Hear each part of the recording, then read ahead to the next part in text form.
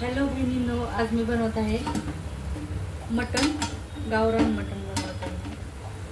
त्यासाठी मी आधी कांदा कॅरेमलाइज करून घेतलाय।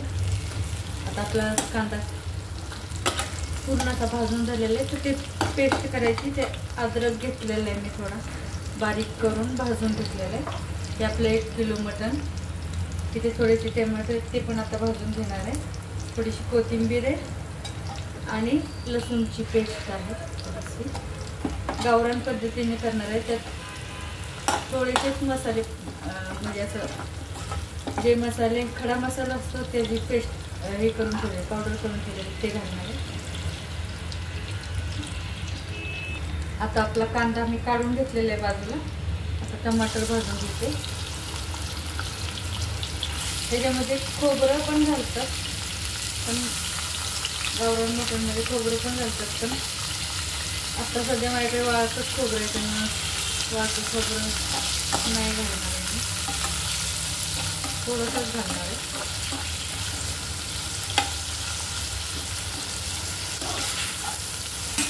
गावरानमध्ये फक्त कांदा जास्त वापरायचा, टमाटर आणि कांदा, लसूण जास्त वापरायचा, खूप टेस्ट भारी येते मटणाची।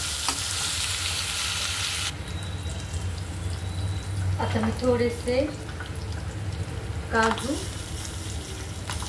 आणि थोडंसं खोबरं, ॲक्च्युली ह्याला गावरान मटणाला ना ओलं खोबरं लागतं, पण माझ्याकडे नाही। आता सध्या मी ओलं खोबरं म्हणून सुकलेलं खोबरं टाकायचं।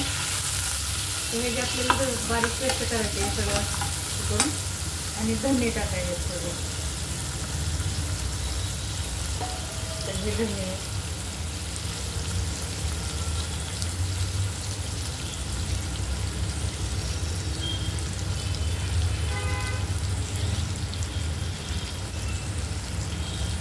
आणि पांढरे तीळ पण लागतात।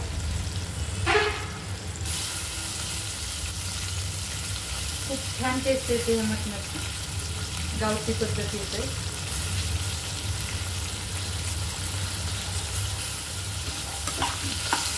हे सगळं भाजून घ्यायचं आणि मग नंतर पेस्ट करून घ्यायची।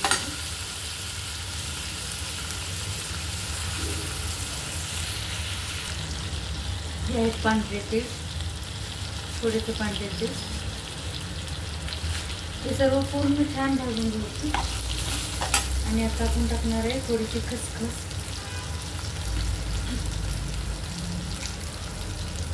गावठी पद्धतीत चुलीमध्ये कांदा भाजतात, पण मी आता आपल्याला चूल नाही शहरामध्ये, चुलीमध्ये कांदा भाजल्यानंतर अजूनच टेस्ट भारी येते। ती खसखस आहे, अंदाजे 2-1 चमचे खसखस। हे पूर्ण सगळं भाजून घ्यायचं आणि बारीक करायचं। तर आता आपलं हे भाजून झालेलं आपण काढून घेऊ साईडला बारीक करण्यासाठी। कढईत परत थोडंसं तेल टाकूया।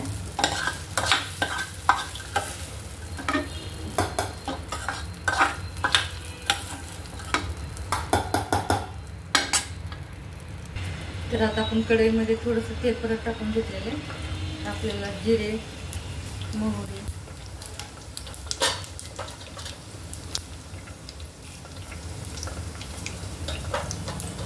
थोडीशी हळद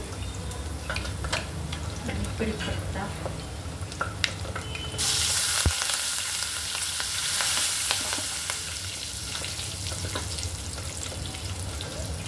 लसूण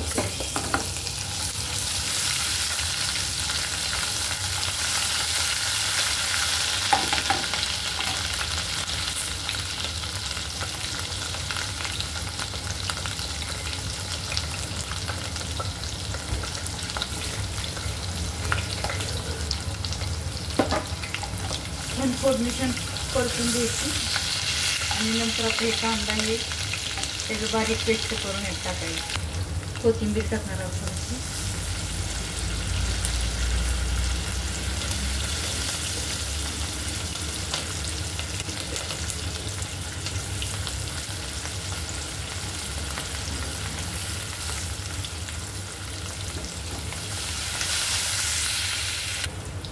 तर आपली आता ही पेस्ट बघा एकदम स्मूथ करायची. काजू हे टाकल्यामुळं काजूची चव म्हणजे खूप टेस्ट छान येते. काजू, धने टाकले, काजू टाकले, खोबरं टाकले, खसखस टाकली. गावठी पद्धतीचं आहे हे मटण. खूप छान लागतं, टेस्टी लागतं. कधी ट्राय करून बघा. आता मी टाकणार आहे खडा मसाला, जे मी बारीक करून ठेवलाय. धने, लवंग, दालचिनी, वेलची यांची भाजून पेस्ट पावडर करून ठेवलेले ते टाकलं आहे. 4-5 चमचे खडा मसाला. गावरान मटणमध्ये तिखटपणा जास्त असतो, त्यामुळे मसाला पण थोडासा जास्त वापरायचा.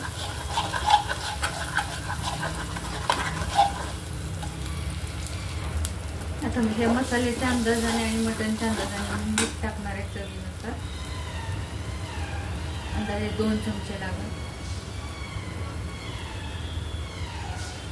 आणि लाल तिखट टाकणार आहे. आज मी घरी बनवलेलाच खडा मसाला वापरणार आहे, एव्हरेस्टचा मसाला नाही वापरणार. घरी बनवलेले मसाल्याने अजून टेस्ट छान येते. गावरान मटणमध्ये तिखटपणा जरा जास्त असतो, म्हणून मी 3.5 चमचे टाकलेला आहे तिखट. आता आपल्याला मसाला खूप छान भाजायचा आहे आणि नंतर मग मटण टाकायचं त्यात. आपला मसाला खूप छान भाजून झालेला आहे, तर आता आपण मटण घालून झालेलं आहे.